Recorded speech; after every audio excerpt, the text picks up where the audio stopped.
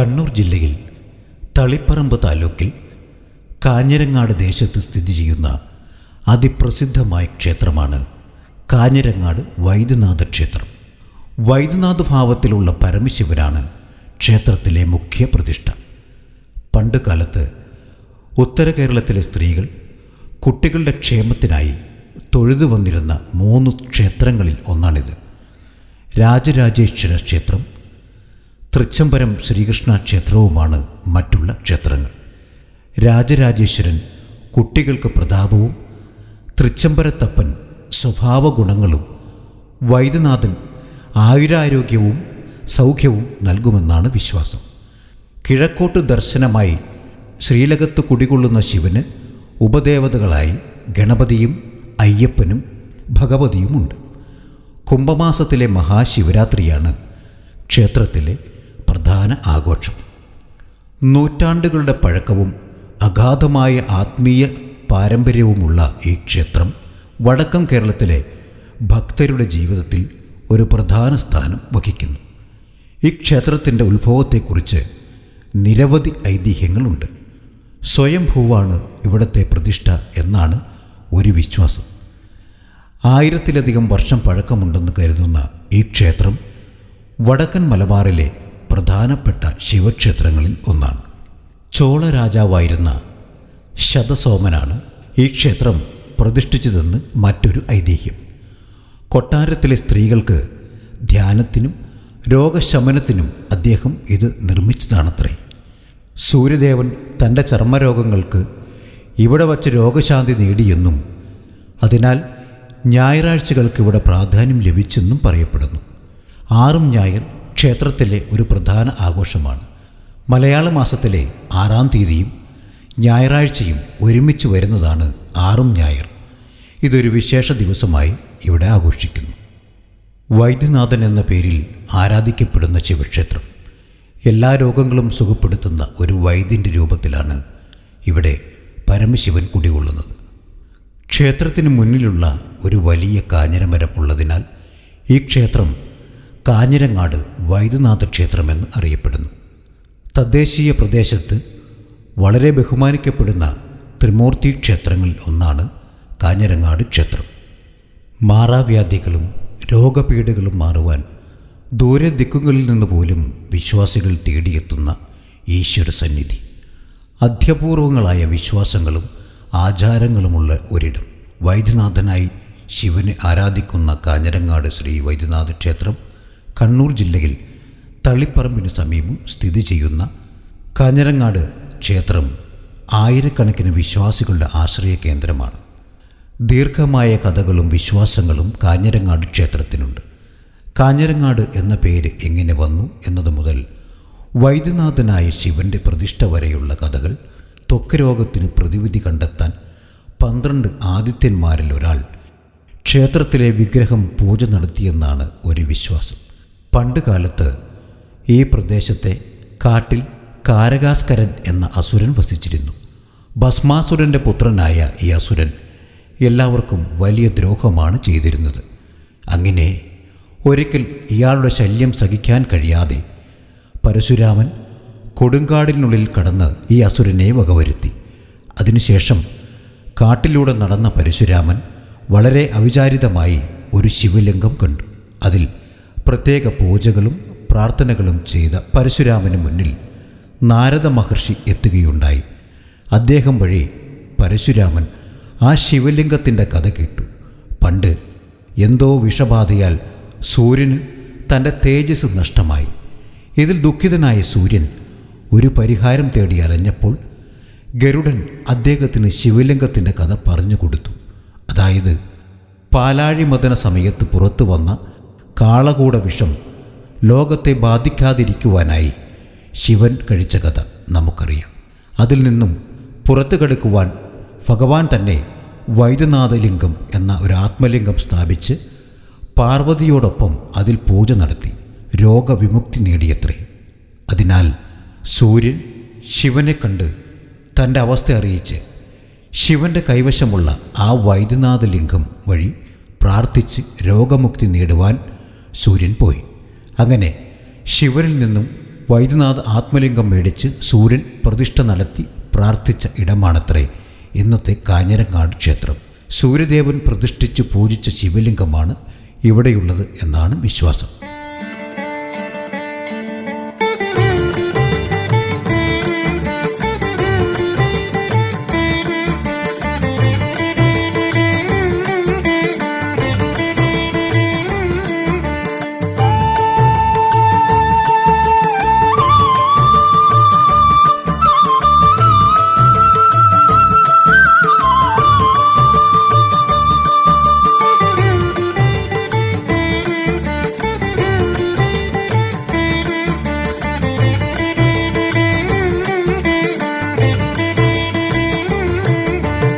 എൻ്റെ പേര് വീരമണി എന്നാണ്. നമ്പീശനാണ് ഇവിടുത്തെ കഴകപ്രവർത്തിയാണ്.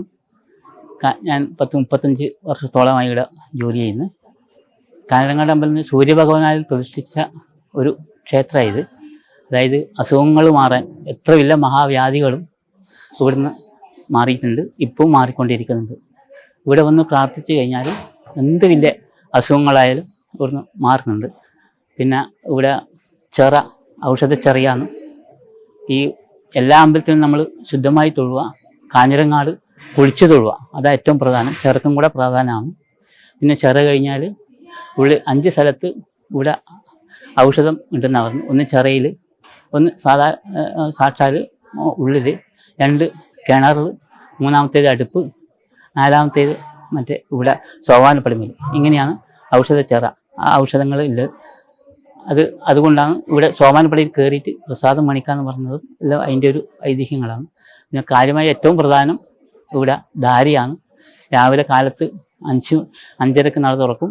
7 മണിക്ക് രാവിലത്തെ ഉഷപൂജ, 8 മണിക്ക് ഇവിടുത്തെ ധാരിയാണ്. വെണ്ണ പുരിഞ്ഞ ധാരിയാണ് ഏറ്റവും പ്രധാനം. അത് വെണ്ണ മൂർധാവലി വെച്ച് അതിൻ്റെ മുകളിലെ കൂടെ പാല് അഭിഷേകം ചെയ്യുന്നതാണ് വെണ്ണ പുരിഞ്ഞ ധാര. പിന്നെ ജലധാര. പിന്നെ നമ്മളെ കയ്യോ കാലോ അങ്ങനെ എന്തെങ്കിലും ഇതുണ്ടെങ്കിൽ ആ അവയവങ്ങളിലും എടുത്ത് ഒപ്പിക്കേണ്ട ഒരു ഇതും കൂടെ ഇവിടെ പ്രധാനമാണ്. കയ്യിൻ്റെ എന്തെങ്കിലും അസുഖമുണ്ടെങ്കിൽ കൈ ആയാലും, കാലിൻ്റെ എന്തെങ്കിലും ഉണ്ടെങ്കിൽ കാലായാലും കണ്ണായാലും അത് ഓരോന്നും എടുത്ത് പ്രാർത്ഥിച്ചായിട്ട് വെക്കാം. പിന്നെ ഈ ശ്വാസം മുട്ടൽ, ഈ ഹാർട്ടിൻ്റെ സംബന്ധമായിട്ടുള്ളതാണെങ്കിൽ കയറ് ഒപ്പിക്കുക. അത് വേറൊരു പ്രധാന വഴിപാട്, വേറെ ഇവിടെ ഇല്ലാത്ത ഒരു വഴിപാടാണ്. കയറ് ഒപ്പിക്കുക, ഇവിടുന്ന് കിട്ടും. കയറ് എടുത്ത് സോപാനപ്പടിയിൽ പ്രാർത്ഥിച്ച് വെക്കുക. പിന്നെ ഇവിടെ ആറിഞ്ഞായറാണ് വേറെ പ്രധാനം. ആറിഞ്ഞാറെന്ന് വെച്ചാൽ ഇവിടെ പ്രതിഷ്ഠ മലയാള മാസം 6-ാം തീയതി വരുന്ന ഞായറാഴ്ചയാണ് ഇവിടെ പ്രതിഷ്ഠ ചെയ്തു എന്നാണ് സങ്കല്പം. അതുകൊണ്ട് ഏത് ആറിഞ്ഞായറാണെന്നറിയില്ല. അല്ല, മലയാള മാസത്തിൽ ആദ്യത്തെ 6-ാം തീയതി വരുന്ന ഞായറാഴ്ചയാണ്. അതുകൊണ്ട് എല്ലാ ആറിഞ്ഞായറും ഇവിടെ ഒരു ഭയങ്കര തിരക്കാണ്. അത് പ്രധാനമുള്ള ദിവസമാണ്. പിന്നെ ധനുമാസത്തിൽ തിരുവാതിര, ധനുമാസത്തിൽ 18, അതാണ് വേറെ ഏറ്റവും പ്രധാനം. പിന്നെ ശിവരാത്രി. ധനുമാസം 18-ാം തീയതിയാണ് ഇവിടുത്തെ മുമ്പിലൊരു കാഞ്ഞിരത്തറയുണ്ട്. ആ കാഞ്ഞിരത്തിൻ്റെ ഇല കയ്പ്പ് രസം ഉണ്ടാവില്ല. അത് കുന്തിദേവിയുടെ തപസ്സിരുന്നെന്നാണ് പറയുന്നത്. പാണ്ഡവന്മാർ ജയിച്ചു എന്നും ആ സമയത്ത് ആ ശ്രീരി കേട്ടു, അന്ന് അനുഗ്രഹം കൊടുത്തുന്ന ഇവിടെ വന്ന് ഭജിക്കുന്ന ഒട്ടുക്ക് കാര്യം സഫലമാകട്ടെ എന്നാണ് ഐതിഹ്യങ്ങൾ പറയുന്നത്. കുറച്ച് ആളായിട്ട് കടാവിളക്ക് തുടങ്ങിയിട്ട് അത് നമ്മൾ എണ്ണ ഇവിടുന്ന് അടുത്തായിട്ട് പ്രാർത്ഥിച്ച് അതിനകത്ത് ഒഴിക്കലാണ്. അതാണ് ഈ കടാവിളക്കിൻ്റെ ഒരു ഇത്. കടാവിളക്ക് അത്രയൊന്നും പുരാണമൊന്നും ആയിട്ടില്ല. കടാവിളക്ക് വന്നിട്ട് അത്രയേ ആയിട്ടുള്ളൂ. അത് പൂന്തോട്ടത്തിൽ വാസന നമ്പൂതിരിയാണ് അതിനാദ്യമായിട്ട് ദീപം കൊളുത്തിയത്.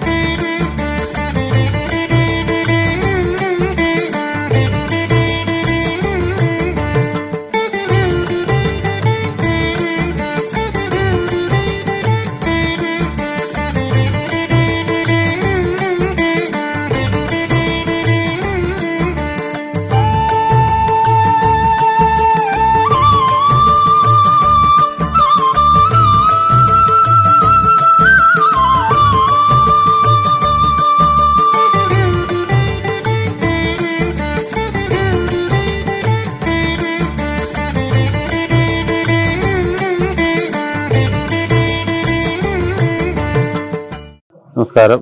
ഞാൻ അരുൺ രാജ്, ഇവിടുത്തെ വാദ്യം അടിയന്തര സ്റ്റാഫാണ്. ഇവിടെ പ്രധാനമായിട്ട് രോഗശാന്തിക്ക് വേണ്ടിയിട്ടാണ് ജനങ്ങൾ വരുന്നത്. അത് വിദേശത്തു നിന്നടക്കം ആൾക്കാർ വരുന്നുണ്ട്, വിളിച്ച് വഴിപാടുകൾ നടത്തുന്നുണ്ട്. അപ്പോൾ പ്രധാനമായിട്ട് ധാരയാണ് വൈദ്യനാഥന്. ക്ഷീരധാര, ജലധാര, പിന്നെ വെണ്ണയും പാലും കൊണ്ടുള്ള അഭിഷേകം. അതായത് വെണ്ണ ശിവലിംഗത്തിൽ വെച്ച് പശുവും പാലും കൊണ്ട് അഭിഷേകം ചെയ്യുന്നതാണ് ഏറ്റവും രോഗശാന്തിക്ക് ഏറ്റവും ഉത്തമം. പിന്നെ രൂപങ്ങൾ സമർപ്പിക്കുക, അതൊക്കെയാണ് പ്രധാനം. അപ്പോൾ ഏത് രീതിയിലുള്ള മാറാരോഗങ്ങൾ ഇവിടെ വന്ന് ഭജനയിരുന്നാൽ, ഇവിടെ കുളിച്ച് തൊഴുത് കഴിഞ്ഞാൽ മാറുന്നതാണ് വിശ്വാസം. അതിന് ഒരുപാട് തെളിവുകളുണ്ട്. അതുപോലെ തന്നെ വിശേഷമാണ് ഇവിടുത്തെ കാഞ്ഞിരത്തറയിൽ ഇരുന്നിട്ട് മക്കളുടെ ആരോഗ്യത്തിനും വിജയത്തിനും വേണ്ടി അമ്മമാർ പ്രാർത്ഥിക്കുന്ന ഒരു ചടങ്ങ്. അത് ധനുമാസം 18-ാം തീയതി ഇവിടെ എല്ലാ വർഷവും നടക്കുന്ന ഒരു ചടങ്ങാണ്. അന്ന് ഇവിടുത്തെ കാഞ്ഞിര മരത്തിന് കയ്പുരസം ഉണ്ടാവില്ല എന്നാണ് പറയുന്നത്. കാരണം 4 കൂട്ടി മുറുക്കുന്ന ഒരു ചടങ്ങുണ്ട്. അപ്പം ഈ ഇലയും വെച്ച് അതിൽ മുറുക്കുന്ന ഒരു പതിവാണ് കണ്ടുവരുന്നത് വർഷങ്ങളായിട്ട്. അപ്പോൾ ഇവിടെ വൈദ്യനാഥ സങ്കല്പത്തിലാണ് ശിവലിംഗം ഉള്ളത്. അപ്പോൾ അതിൽ വേറെ ലോകത്ത് എവിടെ ഇല്ലാത്തൊരു പ്രത്യേകത കൂടി ഉണ്ട് എന്ന് വെച്ചാൽ, അതിൽ ആദിത്യനും അരുണദേവനും കൂടെ ഉള്ള 3 പേരും കൂടെ, വൈദ്യനാഥനും കൂടെ ഉള്ള 3 പേരും കൂടെ ഉള്ളൊരു സങ്കല്പത്തിലാണ്. അതിൻ്റെ ചിത്രങ്ങളും ചുമർചിത്രങ്ങളും കാര്യങ്ങളും ക്ഷേത്രത്തിൻ്റെ അകത്ത് ഉണ്ട്, ഇപ്പോഴും ഉണ്ട്. കുറച്ച് കാലപ്പഴക്കത്താൽ നശിച്ചു പോയെങ്കിലും ഇപ്പോഴും അതുണ്ട്. ഇപ്പോൾ ഭക്തജനങ്ങൾ പ്രധാനമായിട്ട് രാജരാജേശ്വരനും തൃച്ചംബരം തൊഴുതു കഴിഞ്ഞാൽ ഇവിടുത്തെയാണ് പിന്നെ ഏറ്റവും പ്രധാനമായിട്ട് കണ്ണൂർ ജില്ലയിലെ ക്ഷേത്രം. അത് 108 ശിവക്ഷേത്രങ്ങളിൽ ഉൾപ്പെടുന്ന ഒരു ക്ഷേത്രമാണ് വൈദ്യനാഥ ക്ഷേത്രം. 41 ബ്രാഹ്മണ ഊരാള കുടുംബത്തിന്റെ കീഴിൽ വരുന്ന ക്ഷേത്രങ്ങളാണിത്. TTK ദേവസ്വത്തിന്റെ ക്ഷേത്രങ്ങൾ. ഭരണ ചുമതലയൊക്കെ അവർക്കാണ്. അപ്പം അങ്ങനെയാണ് ക്ഷേത്രത്തിന്റെ കാര്യങ്ങൾ നടന്നു പോകുന്നത്. ഏറ്റവും വിശേഷം ശിവരാത്രി, ധനുമാസത്തിലെ തിരുവാതിര, ധനു 18, പിന്നെ ധനുമാസം 10-ാം തീയതി ക്ഷേത്രത്തിന്റെ കാവൽക്കാരെന്നറിയപ്പെടുന്ന 10 തെയ്യക്കോലങ്ങൾ ഇവിടെ ആടാറുണ്ട് എല്ലാ വർഷവും. അത് ഈ കോഴിയറവ് കാര്യങ്ങൾ ഒക്കെയുള്ള തെയ്യങ്ങൾ തന്നെയാണ്. ഉഗ്രരൂപിയായിട്ടുള്ള ഭദ്രകാളി സങ്കല്പത്തിലുള്ള തെയ്യങ്ങൾ ഇവിടെ കെട്ടിയാടാറുണ്ട്. ഇതൊക്കെയാണ് ക്ഷേത്രത്തിന്റെ പ്രധാന ഐതിഹ്യങ്ങൾ.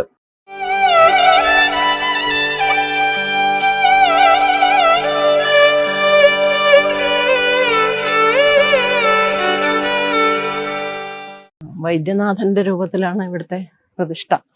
ശ്രീ വൈദ്യനാഥൻ എല്ലാ രോഗങ്ങൾക്കും ഉള്ള ഔഷധ ഗുണമുള്ള കുളമാണ്. ഇവിടുത്തെ കുളത്തിൽ കുളിച്ചിട്ട് ഈറിനോടെ തൊഴിലാണ് ഇവിടുത്തെ ഏറ്റവും വലിയ വഴിപാട്. ഈ കുളത്തിൽ 3 കിണറുണ്ടെന്നാണ് പറയുന്നത്. കിണറിൽ ഔഷധം ഉള്ള കിണറാണത്രേ. വൃത്തിയാക്കിയപ്പോൾ ആ 3 കിണർ കണ്ടിരുന്നു. കുളം വൃത്തിയാക്കിയപ്പോൾ വൈദ്യനാഥനാണ് ഇവിടെ. രോഗശാന്തിക്ക് വേണ്ടി എല്ലാവരും ഇവിടെ കുളിച്ചു തൊഴും. രോഗം മാറിയതിന് ശേഷം ഇവിടെ ഈറനോടെ തൊഴുക എന്നുള്ളതാണ് ഇവിടുത്തെ വഴിപാട്. ഇവിടെ തിരുവാതിര, ധനുമാസത്തിലെ തിരുവാതിരയും മലയാള മാസം 18 ഇവിടുത്തെ പ്രധാന ദിവസങ്ങൾ. 18 എന്ന് പറഞ്ഞാൽ ധനു 18. ഇവിടെ കുന്തി ദേവി ഈ ആൽത്തറയിൽ ഇരുന്ന് 4 കൂട്ടി മുറുക്കി എന്നാണ് പറയുന്നത്. അവിടെ അന്നാണത്രേ പാണ്ഡവര് യുദ്ധം ജയിച്ച് വാർത്ത അറിഞ്ഞത്. കുന്തി ദേവിയും പാഞ്ചാലിയും ഇവിടെ ഉണ്ടായിരുന്നു എന്നാണ് പറയുന്നത്, ഇവരുടെ സാന്നിധ്യം. അപ്പോൾ ഇവിടെ 4 കൂട്ടി മുറുക്കും ഇവിടെ ഇരുന്നിട്ട്. സ്ത്രീകൾ, വയസ്സായവർ അവരുടെ മക്കൾക്ക് വേണ്ടിയിട്ട്, മക്കളുടെ ആയുരാരോഗ്യത്തിനും വിജയത്തിനും വേണ്ടി പ്രാർത്ഥിക്കും. ഇവിടെ ഈ വൈദ്യനാഥൻ, തളിപ്പറമ്പിൽ രാജരാജേശ്വരൻ, തൃച്ചംബരം, ഈ 3 ക്ഷേത്രങ്ങൾ ഇവിടുത്തെ അതായത് 3 തൊഴുവാന്ന് പറയും. 3 തൊഴിലും പ്രധാനപ്പെട്ടതാണ്. എല്ലാ ഞായറാഴ്ചകളിലും അന്നപ്രസാദമുണ്ട്. കഞ്ഞിയാണ് ഇവിടുത്തെ പ്രധാനമായിട്ട് കൊടുക്കുന്നത്. ചോറ് വളരെ അപൂർവം, ആരെങ്കിലും അങ്ങനെ സ്പോൺസർ ചെയ്താലേ ഉള്ളൂ. അമ്പലം വകയായിട്ട് നമ്മൾ കഞ്ഞിയാണ് ഇവിടെ എപ്പോഴും കൊടുക്കുന്നത്. അതും ഇതായിട്ട് പ്രസാദമായിട്ടാണ് കണക്കാക്കുന്നത്. എൻ്റെ പേര് അശ്വാൻ എന്നാണ്. എൻ്റെ വീട് കോട്ടയത്താണ്. 1.5 വർഷമായിട്ട് ഈ ഏരിയ ആയിട്ട് വളരെ അടുപ്പമുണ്ട്. പിന്നെ മോൾക്കിവിടെ ഉടുവള്ളി ഹെൽത്ത് സെൻ്ററിലായിരുന്നു ജോലി. അപ്പോൾ ഞങ്ങളെപ്പോഴും ഇവിടെ വരികയും നല്ലൊരു പേര് കേട്ടൊരു ക്ഷേത്രമാണിത്. ഞാനും വൈഫും പിള്ളേരും ഒക്കെ ഇട്ട് മിക്കവാറും ഇവിടെ തൊഴാൻ വരാറുണ്ട്. ഈ ക്ഷേത്രം എന്ന് പറയാൻ പുരാതനമായ ഒരു ക്ഷേത്രമാണ്. വൈദ്യനാഥ ക്ഷേത്രം, തളിപ്പറമ്പ്, വടക്കൻ മലബാറിലെ ഒരു പേരുകേട്ട പ്രശസ്തമായ ക്ഷേത്രമാണ് തളിപ്പറമ്പ് വൈദ്യനാഥ ക്ഷേത്രം.